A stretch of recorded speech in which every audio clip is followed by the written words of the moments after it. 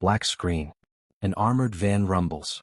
Boston, 1978, 7:18 a.m. Fog cloaks the Brinks Depot. In 12 minutes, $5.8 million vanishes, traceless.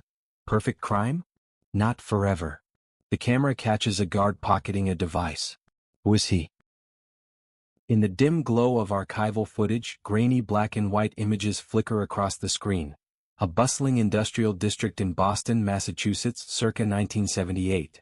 The city was a hub of blue-collar grit, where the echoes of shipyards and factories mingled with the rumble of delivery trucks.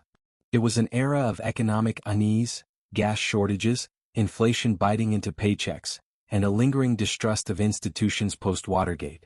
Amid this backdrop, on a crisp October morning, what would become one of the most audacious and baffling armored car heists in American history unfolded. The Brinks Company, a fortress of financial security since 1859, prided itself on impenetrable protocols. Their armored vans, weighing over 10 tons each, were equipped with reinforced steel plating, dual-locking vaults, and armed guards trained to respond to threats with lethal precision. Yet, on October 17, 1978, at the Brinks Depot in Boston's North End, an aging brick warehouse flanked by chain-link fences and overlooked by the elevated tracks of the MBT, nearly $5.8 million in cash and valuables vanished without a single alarm sounding or bullet fired. FBI case files, declassified decades later, describe the scene as a ghost theft. No forced entry, no disabled cameras, no frantic radio calls. The heist targeted Brinks Route 47, a routine transfer from the Federal Reserve Bank of Boston to local branches. The van, a 1976 Ford Econoline modified with bulletproof glass and a rear vault capable of holding up to 2,000 pounds of currency, was loaded under standard procedure. 2 guards inside the depot verified manifests, while a third patrolled the loading dock. The cash, mostly in $20 and $50 bills, bundled in canvas sacks weighing 50 pounds each, represented payroll for factories and small businesses across New England. Valuables included $1.2 million in uncut diamonds from a jewelry wholesaler and bearer bonds worth $800,000. Security was multi-layered: motion sensors in the depot, timed locks on the van's doors, and a silent alarm linked directly to Boston PD's dispatch. But as retired FBI agent Harlan Reeves recounts in a 2023 interview for this documentary, it was the perfect storm of human vulnerability. We didn't realize until much later how deeply the rot had set in. Reeves, now 78 with a voice gravelly from years of chain-smoking Marlboros, leans forward in his armchair, the Boston skyline visible through his apartment window. The 70s were tough. Guards making $4.50 an hour, families struggling. One bad decision and you're in too deep. Enter Tommy Brennan, a 42-year-old Brinks guard with 15 years on the job. Brennan was the everyman, 5 feet 10 inches, stocky build from too many diner lunches, married to Maureen, a schoolteacher, with 2 kids in Catholic school. His file paints a picture of quiet desperation, mounting medical bills from his son's asthma treatments, a mortgage on their modest ranch house in Quincy ballooning due to variable interest rates hitting 11%. Psychologists later profiled him as conflict avoidant, loyal to a fault, but eroded by resentment. In his own words from a taped confession years later, "I wasn't a crook. I was just tired. Tired of watching the bosses drive Cadillacs while I scraped by." Brennan's internal monologue that morning, reconstructed from his journals seized in 1985, reveals the turmoil. Another day, another dollar, except it's everyone else's dollars, he thought as he clocked in at 6:45 a.m., the depot's fluorescent lights buzzing overhead like angry hornets. The air smelled of diesel and stale coffee from the break room vending machine. He nodded to his partner, Eddie Kowalski, a burly 35-year-old Polish immigrant with a mustache that hid his perpetual scowl. Kowalski, unbeknownst to Brennan at the time, was clean, devoted to his church and his bowling league. The third guard, young rookie Maria Valdez, 28, was sharp-eyed and ambitious, fresh from the academy with dreams of joining the BPD. The organizer lurked in the shadows. Vincent "Vinny" Moretti, 48, a mid-level enforcer for the Patriarca crime family, Boston's Italian mob syndicate. Moretti's background was a tapestry of petty crimes escalating to sophistication. Born in Providence, Rhode Island, orphaned young, he cut his teeth boosting cars in the 50s before graduating to loan sharking.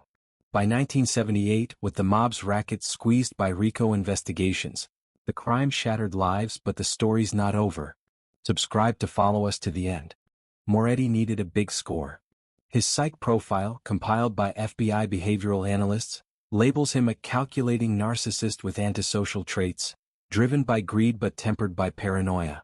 Vinny wasn't flashy, says Reeves. No gold chains, no mistresses.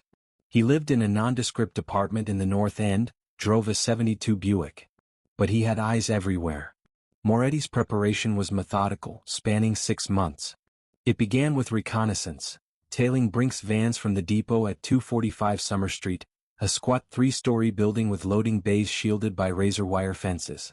He mapped routes, down Atlantic Avenue, past the fish markets reeking of cod, onto I-93 northbound during rush hour to avoid scrutiny.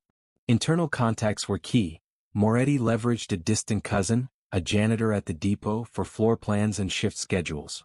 But the linchpin was Brennan, recruited through a mutual acquaintance at a Southie bar. It started with a loan, Brennan later admitted. 50 grand at 20% interest. I couldn't pay, so Vinny offered a way out. The plan hinged on exploiting procedural blind spots. Brink's protocol required vans to be loaded in pairs. One guard inside tallying sacks, each containing $50,000 to $100,000, the other securing the vault. A third oversaw from the dock, checking manifests against a clipboard.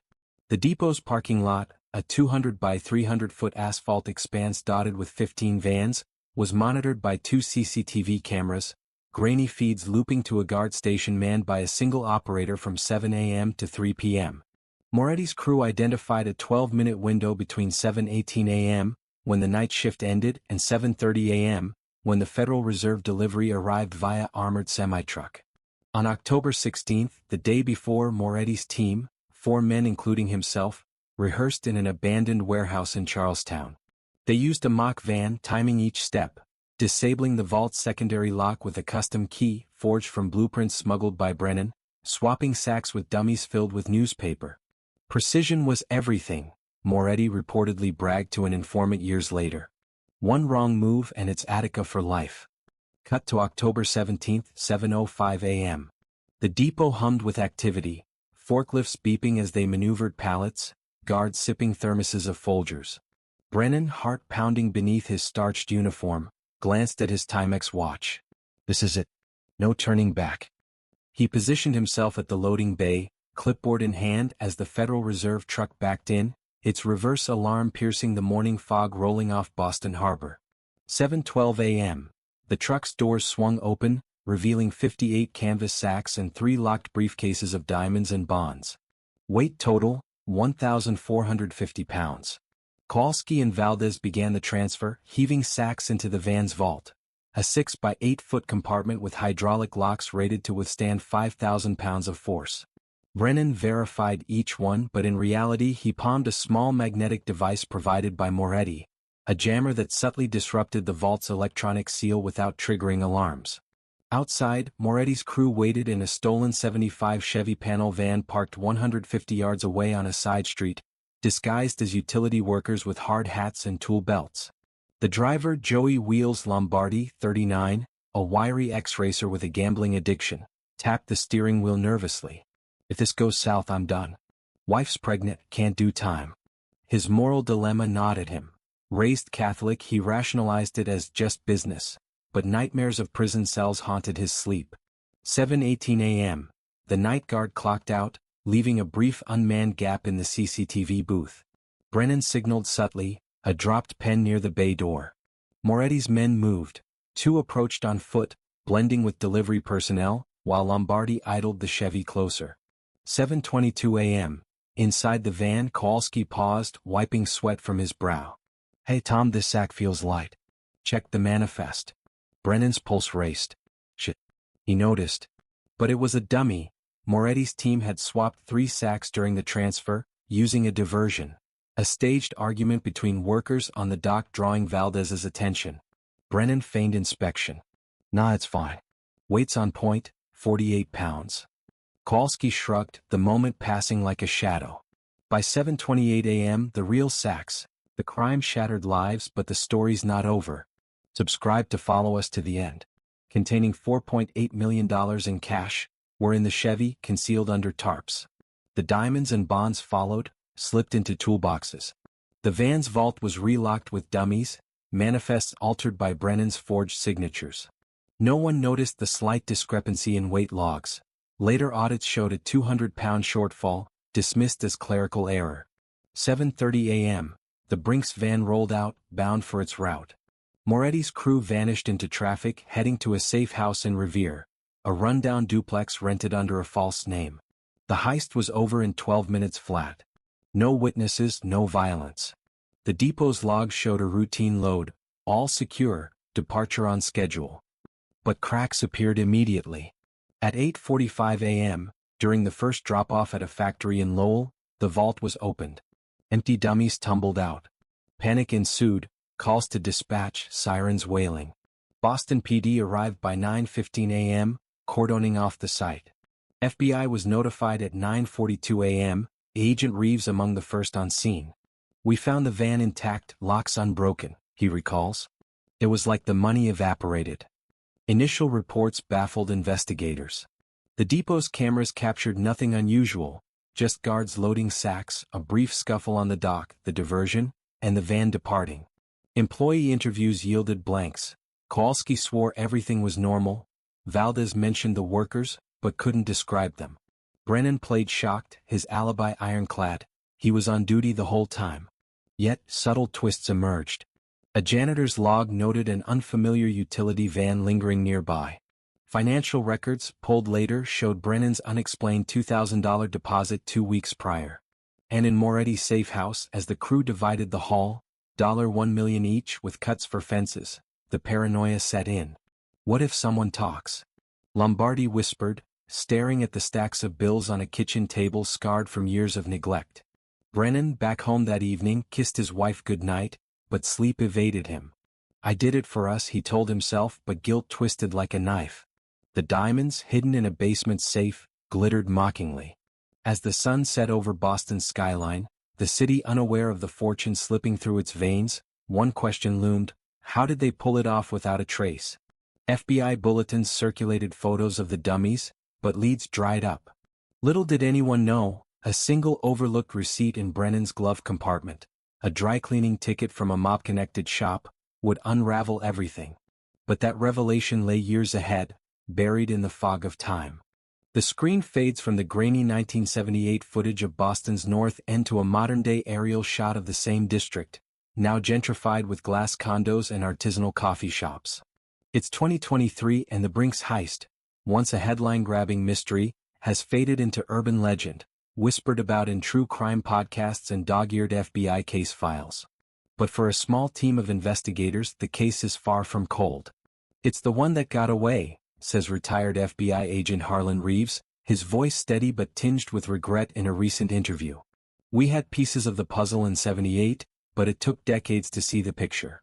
This is the story of the investigation that clawed its way through decades, unearthing secrets buried in bank records, mob connections, and the fractured lives of those involved. October 17, 1978, 9:42 a.m. The FBI's Boston field office was a hive of controlled chaos. Agents swarmed the Brink's depot, a fortress-like building now crawling with police tape.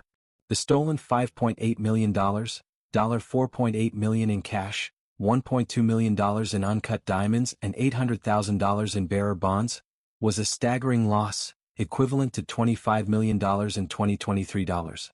The van, impounded in a BPD lot, offered no clues. No fingerprints, no tool marks, no signs of tampering. The vault's locks, rated to withstand 5,000 pounds of force, were pristine. "It was surgical," Reeves recalls, flipping through yellowed case notes in his South Boston apartment.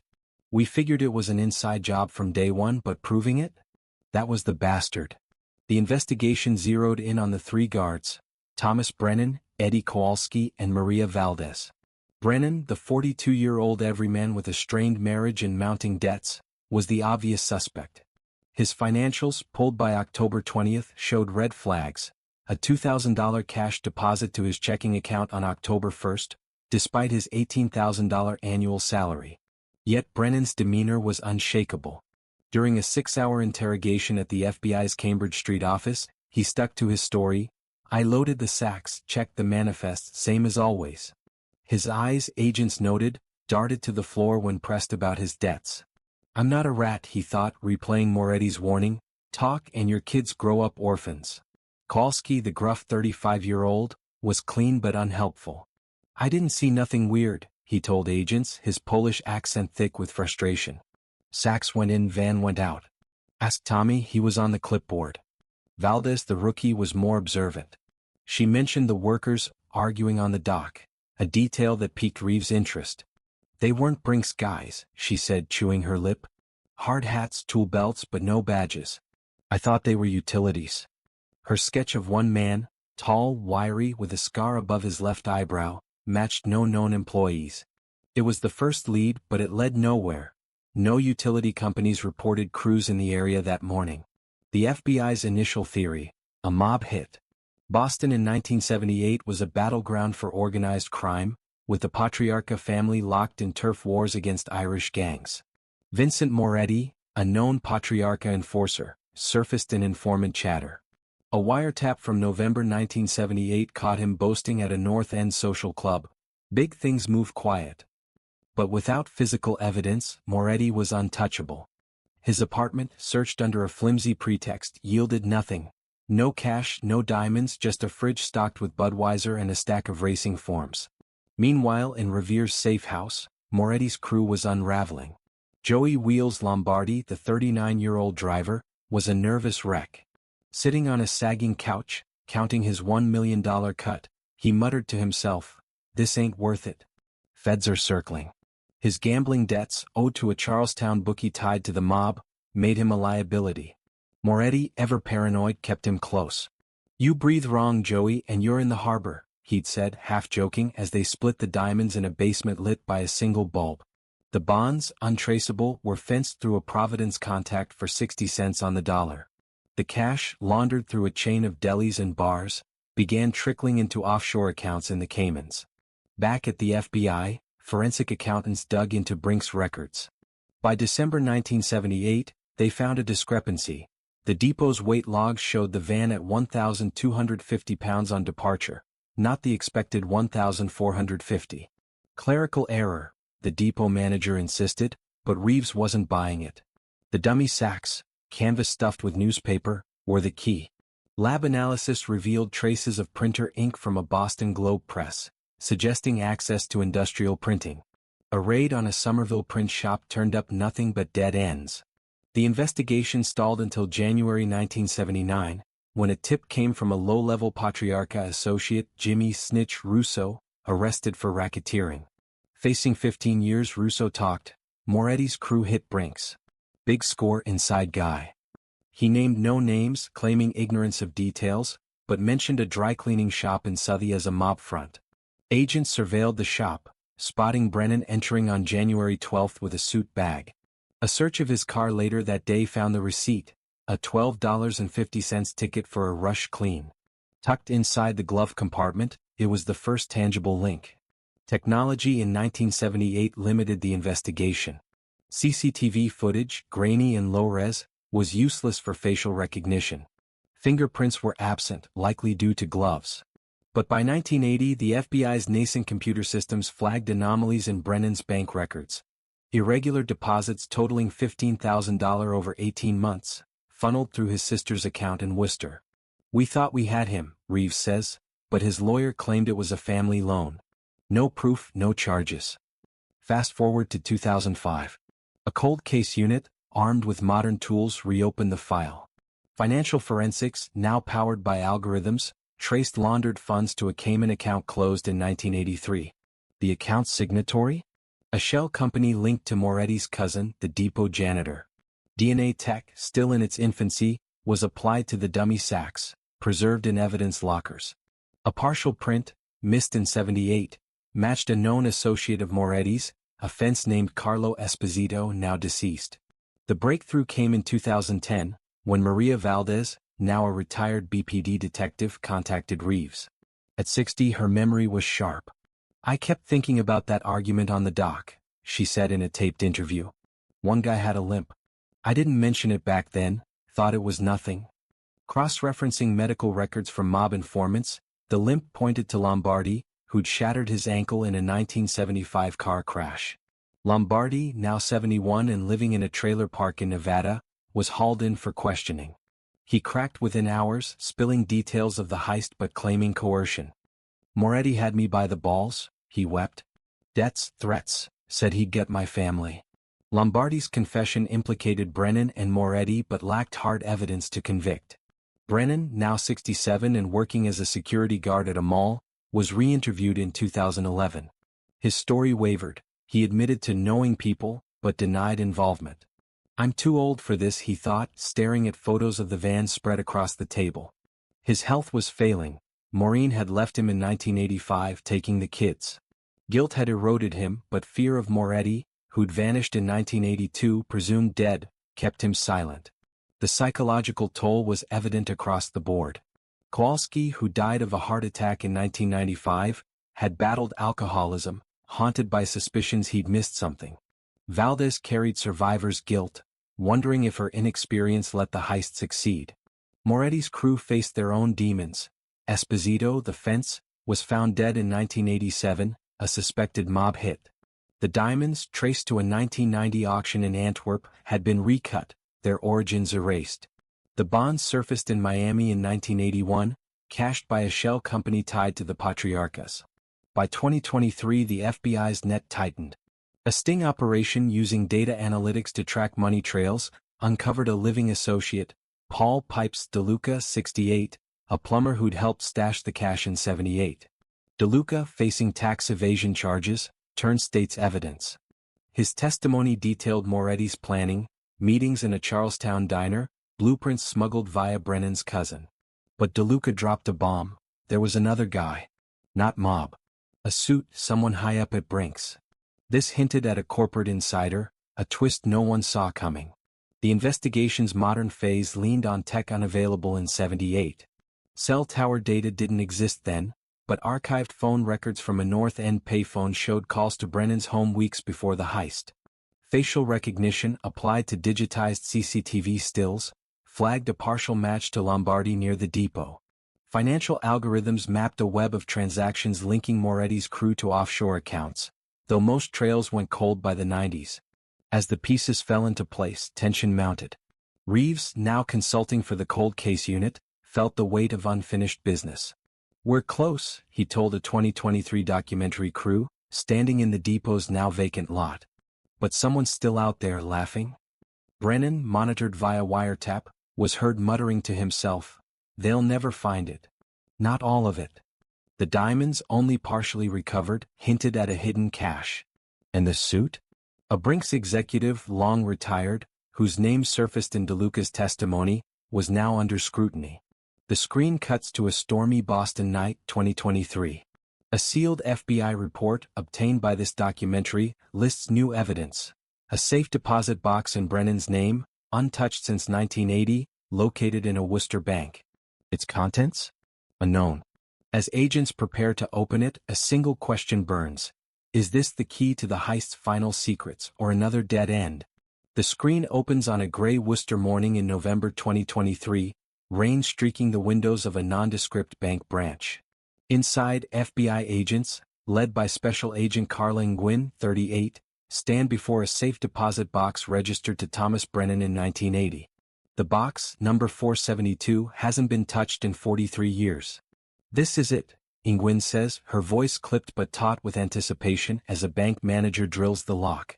The Brink's heist, a $5.8 million ghost theft from 1978, has haunted law enforcement for decades. Now, with new evidence, testimony from Paul Pipes DeLuca, financial trails mapped by algorithms, and a revived cold case unit, the truth feels tantalizingly close. But as the box creaks open, the question lingers. Will it reveal the final pieces of the puzzle or deepen the mystery? Inside, agents find a leather pouch containing $50,000 in crisp $50 bills, serial numbers matching the stolen Federal Reserve haul, and a single uncut diamond, valued at $75,000 in 1978, now worth triple. A yellowed note, scrawled in Brennan's handwriting, reads, "For Maureen. I'm sorry. Nguyen's team exchanges glances. It's a confession, she murmurs, but not the whole story. The rest of the diamonds, the bearer bonds and most of the cash, still missing. The note's weight hits harder than the money. Brennan, now 67, broken by guilt and time, had left this as a final gesture to his estranged wife, who died in 2015 without knowing his role. Flashback to 2015 South Boston. Brennan, graying and frail, sat alone in a rented studio apartment, a far cry from the Quincy home he'd lost to divorce and debt. His journals, later seized, reveal a man unraveling. I see Vinny's face in my dreams, laughing. The money didn't fix anything. Just broke it worse. His son, now an accountant in Seattle, hadn't spoken to him in years. His daughter, a nurse in Lowell, sent occasional cards but kept her distance. The heist's toll wasn't just financial. It fractured families, eroded trust, and left scars no court could heal. The investigation's final phase, from 2011 to 2023, was a masterclass in persistence. After Joey Wheels Lombardi's 2011 confession, implicating Vincent Moretti and Brennan, the FBI leaned on Paul DeLuca's 2023 testimony. DeLuca, the plumber-turned-mob lackey, detailed the heist's inner workings. Moretti's 6-month plan, Brennan's forged manifests, the dummy sack stuffed with newspaper. But his bombshell, the suit at Brink's, pointed to Robert Callahan, 72, a retired vice president of operations. Callahan, who'd overseen depot security in 1978, lived comfortably in Cape Cod, his wealth attributed to smart investments. DeLuca claimed Callahan tipped Moretti to the 5.8M security gap, taking a $500,000 cut, laundered through a Swiss account. In March 2024, Callahan was indicted. The trial, held in Boston's federal courthouse, gripped the city. Prosecutors presented a web of evidence. DeLuca's testimony, bank records showing Callahan's $200,000 deposit in 1979, and phone logs linking him to a North End payphone used by Moretti. Callahan, polished in a tailored suit, denied everything. I was a company man, he testified, voice steady but eyes cold. 40 years at Brink's, no blemishes. This is a witch hunt. His defense leaned on character witnesses, former colleagues, a church deacon, painting him as a pillar of integrity. But forensic accountants dismantled his finances, tracing offshore transfers to a shell company dissolved in 1985. Brennan's trial ran concurrently. At 67, he looked a decade older, his hands trembling as he pleaded guilty to lesser charges, conspiracy and theft, in exchange for a reduced sentence. His testimony was a gut punch. I was drowning, he said, voice cracking. Medical bills, the house, Vinny offered a lifeline, but it was a noose. He described swapping the sacks, palming the magnetic jammer, and forging the weight logs. I thought it'd save my family. Instead, I lost them. The courtroom was silent as Maureen's absence hung heavy. Their children, watching via live stream, wept quietly. The moral weight of the trials was palpable. Prosecutors argued justice delayed was still justice, but victims, small businesses stiffed on payroll, families like Brennan's, saw no closure. The diamonds, partially recovered in Antwerp in 1990, were long gone, recut and sold. The bonds, cashed in Miami, left no trace. Of the $4.8 million in cash, only $1.2 million surfaced over decades, laundered through mob fronts. The rest? Buried, burned, or spent, Reeves speculates, rubbing his temples in a 2024 interview. Moretti was a ghost. We never found him. Moretti's fate remains the case's deepest enigma. Presumed dead in 1982, his body never surfaced. Rumors swirled, a mob hit, a new identity in South America. But DeLuca's testimony hinted otherwise. Vinny had plans. Said he'd retire where the feds couldn't touch him. A 2023 tip, unverified, placed an elderly man matching Moretti's description in a coastal Mexican village, running a bar under an alias. The FBI, stretched thin, didn't pursue it. Sometimes, Nguyen admits, you have to let the ghosts go. The trials concluded in August 2024. Callahan, convicted on racketeering and conspiracy, got 12 years, effectively a life sentence at his age. Brennan, sentenced to 5 years with parole eligibility, entered a low-security facility, his health failing. DeLuca, granted immunity, vanished into witness protection. Lombardi, already broken by years of paranoia, died of a stroke in 2022, his trailer stuffed with betting slips and empty whiskey bottles. Courtroom sketches flash across the screen, Callahan's stoic glare, Brennan's bowed head. Families of the guards interviewed outside spoke of betrayal. Eddie trusted Tom, Kowalski's widow said, clutching a rosary. He died thinking he failed. Maria Valdez, now 73, testified remotely, her voice steady but heavy. I missed it, she said. Those workers on the dock, I should have known. Her career as a BPD detective was illustrious, but the heist remained her white whale. The moral calculus of the heist is stark. Greed drove Moretti, desperation pushed Brennan, ambition blinded Callahan. Yet the ripple effects were human. Workers unpaid, families shattered, trust in institutions eroded. Crime doesn't just steal money, Reeves reflects, standing in the old depot's lot, now a condo complex. It steals pieces of people. The $50,000 from Brennan's safe deposit box was returned to Brink's, a symbolic gesture dwarfed by the unrecovered millions. The diamond, auctioned for charity, funded a scholarship in Maureen's name, a bittersweet nod to Brennan's remorse. The final twist came post-trial. In September 2024, a Boston Globe reporter digging through declassified FBI files found a 1979 memo referencing a second safe deposit box, registered under Moretti's alias in Providence. Its status? Unopened, pending investigation. Nguyen's team, tipped off, located the bank, shuttered since 2005, its records lost in a merger. If there's anything left, Nguyen says, it's buried in bureaucracy or a landfill. The memo hinted at $500,000 in cash, but like Moretti, it's a phantom. The screen fades to black, archival footage of the 1978 depot flickering briefly, a van rolling out, unaware of the betrayal inside. A voiceover reads from Brennan's journal, I thought money would fix us. All it did was break us forever. The heist, solved but incomplete, leaves a lingering truth. Justice can convict, but it can't restore. Some secrets, like the missing millions, stay buried, not in vaults but in the choices of broken men. The camera pans over modern Boston, the Charles River glinting under a setting sun. A final question hangs. What else lies hidden, waiting for time or chance to unearth it?